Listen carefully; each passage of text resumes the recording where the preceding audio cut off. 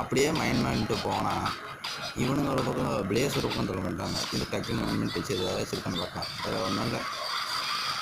இவன் எழுப்பி விட்டது. டே ஐயோ இருட்டாகுது. டே சும்மாவே இருக்க மாட்டேடா. கிஷான் கூட கம்மியாக இருக்க மாட்டாரு. அதான் எத்தனைடா ஒருத்தனையே பிடிச்சி சாவடிப்பீங்க. இவனுங்க 2 பேரும் பக்கத்துலேயே நின்றுருக்கேன். ஆஹா திரும்பி சோத்துலி அடியும் சேத்துலி அடியும். இதுக்கு முன்னாடியே 2-3 தட்டி மேலே செத்துட்டேன். அங்கே வந்து அவர் பறந்து போய் விடுகிறாரு. முடியவே இந்த வார்டன் சும்மாவே இருக்க மாட்டான். சும்மா அடிச்சுக்கிட்டே கிடப்பான். டக்குன்னு மைண்ட் பண்ணாமல் பார்த்தா அவங்க தண்ணிக்குள்ளே போயிட்டு அவன் அடிக்க மாட்டானா, தண்ணிக்குள்ளே வரமாட்டான்னு நினைக்கிறேன். நம்ம